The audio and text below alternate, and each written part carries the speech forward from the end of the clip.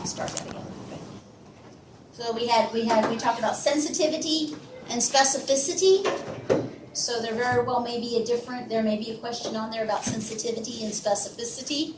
And even if there's not, that's something you really need to understand going forward, because that's not just in serology testing, that's in many, many different types of testing.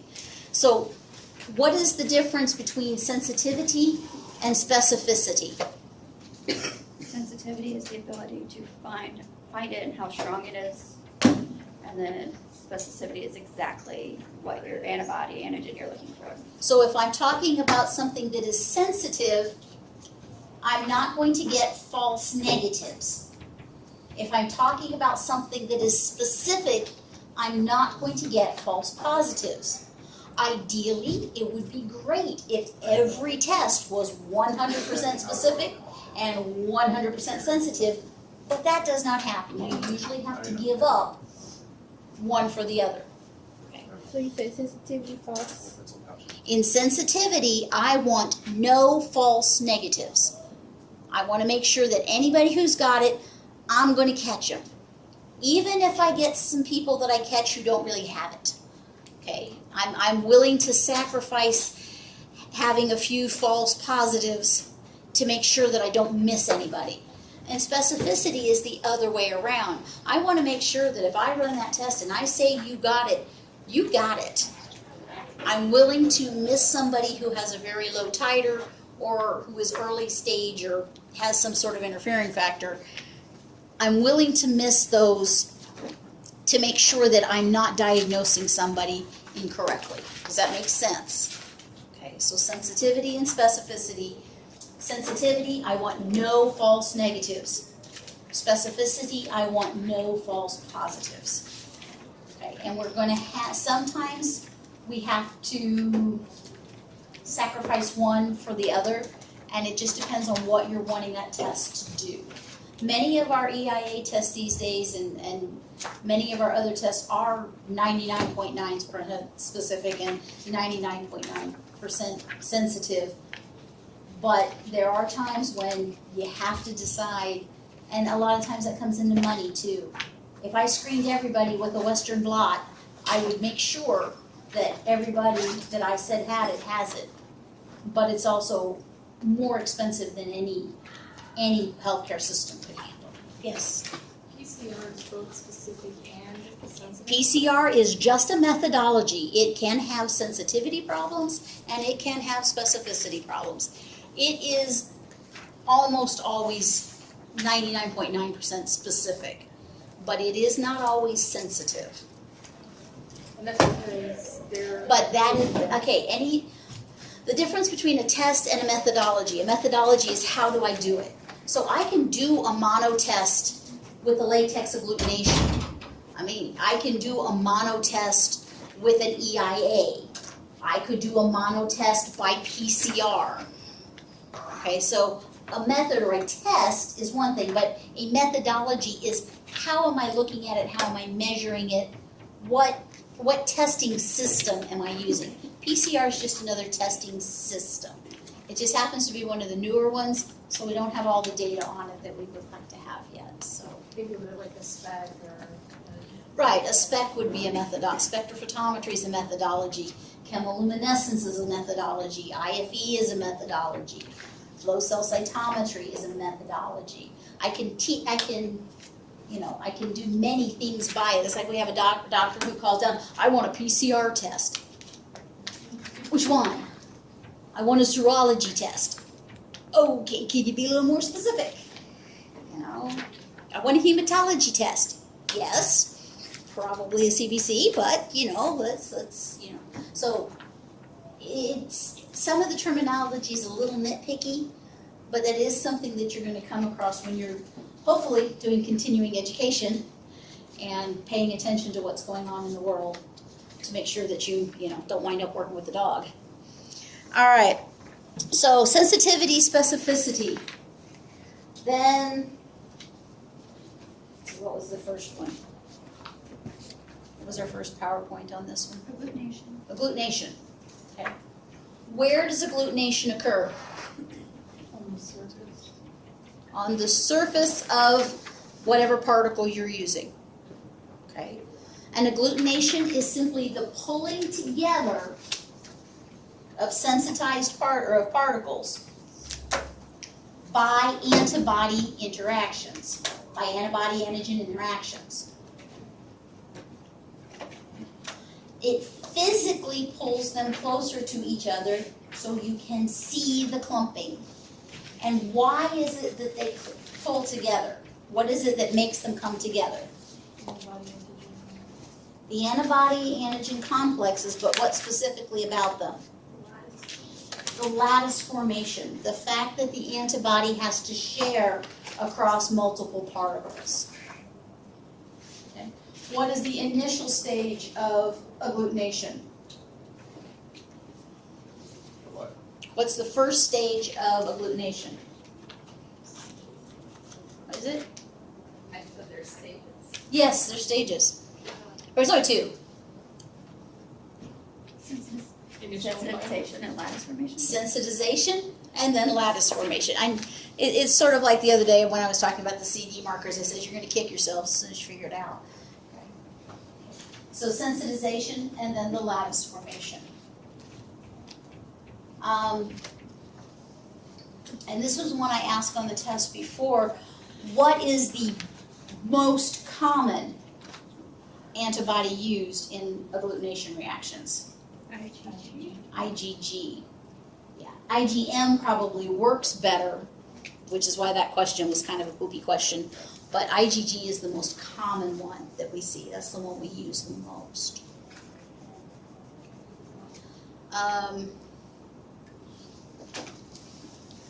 These up.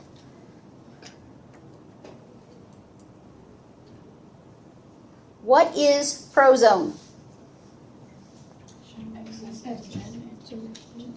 Too much what? Too much antibody is prozone. Do I get a false negative or a false positive with prozone? I get a false negative. So if I were to titer something out what would it look like? A patient with prozone, what would they look like?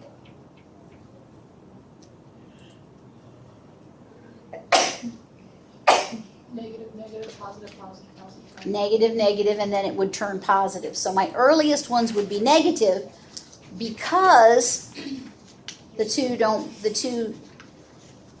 the antibodies and antigens are not in balance. Okay? They're not in balance.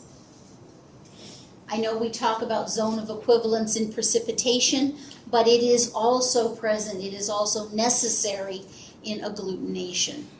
The zone of equivalence is where we have the correct ratio of antibodies to antigens. Okay. And that may either be dealt with by the test manufacturer or it may be dealt with by us. The RF test, do you remember what I told you we do with negative RF agglutination tests? You dilute it and We rerun it. dilute it 1 to 20 and run it again. If we have a negative, we dilute it 1 to 20 and run it again. We're looking for prozone. Agglutination is the most susceptible to prozone. Other antigen-antibody reactions can suffer from it, but agglutination is the one where it is most common to see it. What can we use to increase agglutination reactions or to enhance them? What's the number one? Is that list? It's LIS. What does LIS stand for? Ionic. Low ionic strength solution. Okay. We can also increase viscosity in the specimen and things like that.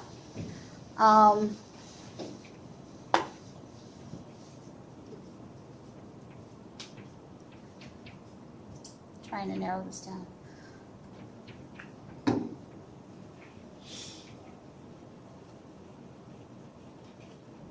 How would you increase viscosity? Could you just add an auger? Add albumin. Add albumin. Add polyethylglycine. I think that's what PEG stands for. It's a solution we use in blood bank. It just increases viscosity.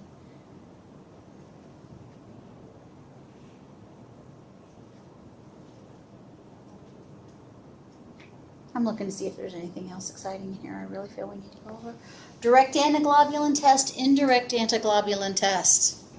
You need to know which one is which. You'll impress the hell out of Barb if you can answer this question when she starts talking about it. Okay? She'll be so excited that somebody understands. In a direct antiglobulin test, where does the antibody coating the cell occur? On the patient's cell. It's on the patient's cell, but where do the antibodies get put onto the cells? In vivo. That's what I meant. In the body. I thought so. In the body. In vivo. In life. Vivo means life. Okay. In vivo means in the body. So when we're doing a direct Coombs, that's a direct antigen test. And it is looking for cells that coated, or antibodies that coated the cells while the cells were still in the patient's body. In an indirect, okay, so let me go back. In a direct Coombs, we wash to get any of the plasma off of it. Because several of you included in the differentiation of the two when there's a wash step and when there's not a wash step, that's not always going to give me a difference between direct and indirect. Okay. In a direct, basically I've got red cell, I've got the antibodies on it if they were coated. All I'm going to do is wash away the excess serum or plasma so there aren't antibodies just floating around in there. And I'm going to put the Coombs sero directly onto that cell and look for a reaction. So it's patient cell, antibodies coating it in the patient's body. We just wash it off and put the Coombs sero on there to look for those antibodies. In the indirect, we're going to use donor cells. And we are going to take patient plasma, and if there's any antibodies in there, they'll stick to our donor cells. Then we're going to wash away the excess, add the Coombs sero, and look for any cells that have coated our donor cells in vitro.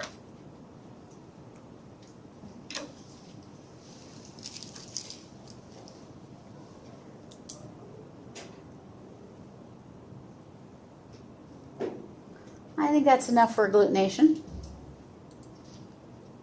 Precipitation is the next one. There's only two real precipitations that we do. Nephelometry. You are going to want to know that nephelometry is one way of doing a precipitation reaction.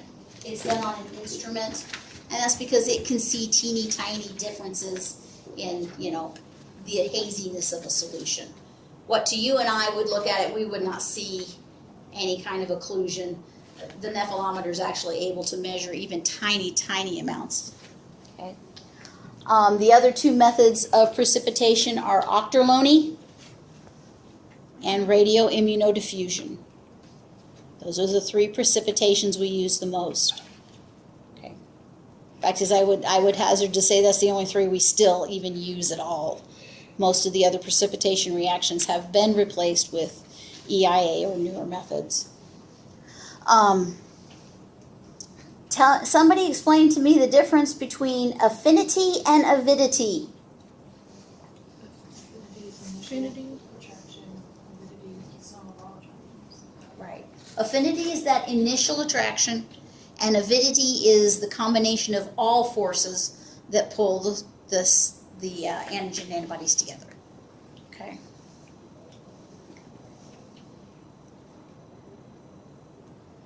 We already talked about zone of equivalence. We talked about prozone. We don't talk about postzone as much. It doesn't occur as much, but it can be if you have an antigen excess. Again, anytime you don't have that zone of equivalence, you're not going to have a proper reaction.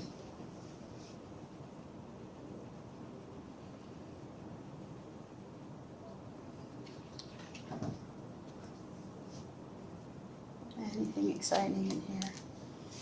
How many spurs does a identity in the octolony test? If I'm looking for identity, How many spurs do you have in the precipitate lines? None. None.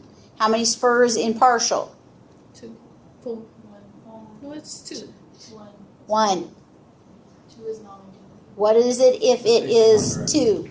Non-identity. Non-identity. What's that? Non-identity is X. Non-identity is X, exactly. Okay. Makes sense. That's an excellent way to remember that. Sign. Huh? A number sign. Or a number sign. Tell them where. Yeah, I'm going to steal that because remembering that if there's 2, it's an X and you X it out. I like that. I'm stealing that. Okay, partial identity. Yeah, when no lines form, Negative. it's negative. I said that was one of the slides in the PowerPoint, but I didn't actually go over it real good. Precipitation, protein electrophoresis, immunofixation electrophoresis, other than knowing it's the gamma and that you're going to get multiple myeloma is going to give you spikes. I think that's enough to know about that precipitation reaction. I know, guys, I'm as tired of this as you are. The last one is labeled immunoassays. I don't know that there are any PCR questions actually on the test. If I put one on there, it will be very, very basic. So know the 4 steps. Yeah, I mean, it's going to be super basic. It's probably, and I'll tell you what, I'll leave it to true false. So at least it's a coin toss. For which one? If there are any molecular diagnostic questions, I will leave it to a coin toss, and I will pull them directly from the MTS or the book. Fair? That narrows it down for you. If there are any, and I think there may be one at most. Just the ones that you had on the test. I could do that too. Because we already have the answers. You already have the answers to those. Okay. EIA, what does it stand for? Enzyme immunoassay. Please keep in mind when we're talking about it or we're thinking about it, most of the time we're thinking about the test kits with the little lines. EIA is also automated, and we have a large number of analyzers out there that run EIA tests. Okay, but they will read them let's see if I can even say this, spectrophotometrically. They'll do a spec reading on it to look for the agglutination instead of, or the amount of light that passes through to look for the agglutination. Agglutination, very good, Diane. Agglutination tests that are automated, they pass light through. EIA tests, they just do a spec reading to look for color, whereas you and I are just looking for blue or pink or whatever color. What's that? Or strep or whatever. Say that again? You just walk up and get mono or strep or whatever on those sheets and just. Oh my gosh, that's way too much work. We just throw it on the barcode, tells the machine Oh, what it right. runs. You think we're really that? Most of our monos and stuff, we still do just the kit, because to do it on the instrument is, expensive. I can do a kit mono for, $2, But yeah, seriously, on the instrument, the rubella, the rubeola, mumps, hepatitis, currently our syphilis, we stopped doing RPRs about 6 months to a year ago, and they're now on an analyzer. So you just, order the test in the computer, doctor orders the test in the computer, phlebotomist draws it, we take it, put it on a machine, push it a button, and we're done. Unless it has problems or blows up. Any of the zillion things chemistry analyzers can do. So if analyzers are taking over, then why is the job in such high demand? Because analyzers can only do so much. I realize that, but I just... They are trying to phase us out. And it's kind of a, I don't know which way is going to win. We're either going to become uber more valuable or we're going to go away. And I don't honestly know which way it's going to go. At this point, I really recommend you consider going on for your MLS. Because there's got to be someone at the end of it somewhere who's looking at these results, who understands QC, who understands calibration, Not just that can fix the machine. You know, we've got one girl, the only way she can fix the machine is she calls service for everything. She calls the hotline for routine stuff that she should, how do I do a rack reset? I am the world's worst chemistry tech, and even I know how to do that. You turn it off, push the button, you wait 30 seconds, you turn it back on, and then you push the reset button. Ta-da! Even I can do that one. But she calls service for everything. How valuable do you think she's going to be? Is she going to remain? But the people who understand the workings of the analyzer so that they can troubleshoot it and recognize when things aren't right. If you have 14 patients in a row with a potassium of 17, you have a problem. I may not know what the problem is, but I know I have a problem and I need to figure it out. So, and plus the high complexity testing, I'm sorry, the machines are getting better and better at looking at diffs, but when it gets weird, it still comes down to a person has to look at it and review it. And we haven't got the analyzers all the way there yet. So they do take a lot of the scut work out of it. So, the just day-to-day boring stuff. So that kind of leaves just the fun stuff for us. We like it. All right. So we talk about, so we can automate them. When we're talking about EIA, and again, some of the other methodologies this works too, if I have a direct assay, putting one antigen, one antibody with some sort of indicator, and ta-da, we're done. Okay. So in an EIA, basically we're going to be looking, most commonly on that one, we're going to be looking for an antigen. We're going to put the specimen in there. We're going to add a labeled antibody and look for a reaction. In an indirect test, what am I doing? What's the colloquial term for that one? Sandwich. The sandwich test. It's a sandwich. We put our antigen, then we put the patient, then we let it wash away, and then we put the labeled antibody in there. Okay, it's that pyramid-looking one. That is an indirect. The other terms you need to know are competitive and non-competitive. In a competitive assay, an increase in color change means what? Low patient. A low patient or negative patient result, depends on how. Okay, because that means that there's lots of binding sites for our kit antigen to hook up. In a non-competitive assay, what would I see in a negative or a low titer? A low color change, because there isn't as much room for the kit antibodies to hook in there. The labeled antibodies get washed away because they've had to compete for the site. In a non-competitive assay, we add them either at separate times or one after the other, and in a competitive assay, we add them at the same time, right?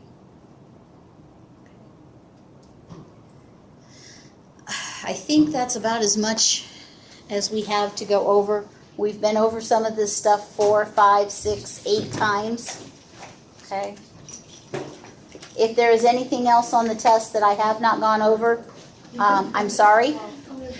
But that's life. So you're responsible for everything we've studied, but I think we have gone over everything that's on the final at least once or twice, if not 3 or 4 times. So hopefully you'll get through this. And I will post your grades tonight. Okay.